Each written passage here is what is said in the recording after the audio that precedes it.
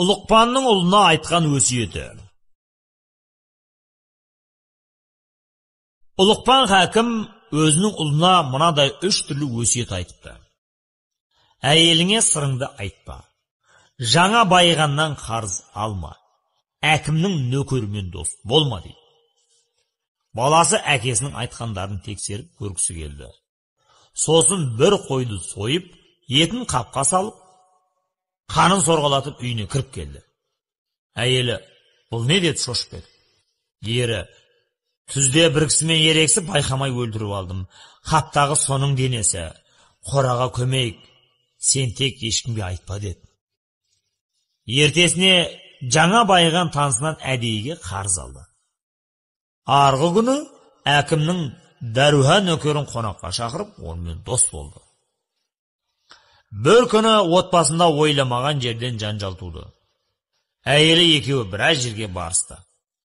Әйелі шыдамай кетіп, Құдайыңды ұмытайын деген екенсің. Қылмысыңды әшкерелеп, дарға тартқызам деді.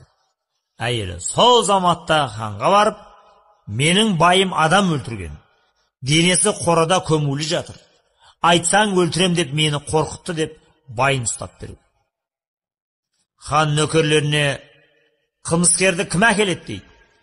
Сол кезде патшаға жақынбазданған Дәруха, тақсыр, ұқсат болса мен жеткізейін. Өткенде оның үйінде қонақта болғам, түрі сол кезде маған ұнамаған.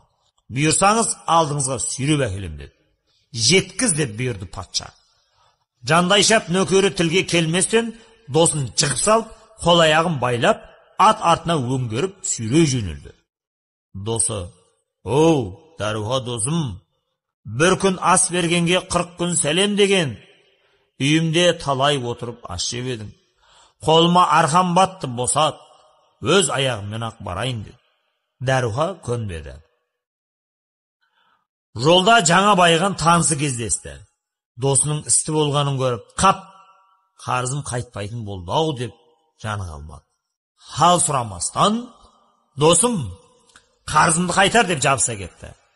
Досы, оу бауырым, тұра тұрсаңшы, басыма іс түсті көріп тұрсың ғой. Құтылсам қарызыңды қайтарам десе де, ол ізінен қалмай сарайға дейін еріп келді. Хан, қарағым, бұл не масқара? Сені ел Ұлықпанның ұлы деп айтып, ата даңқына дақ түсірдің деді. Бала, әкем 3 түрлі өсиет айтты. Соның растығын тексермек болдым.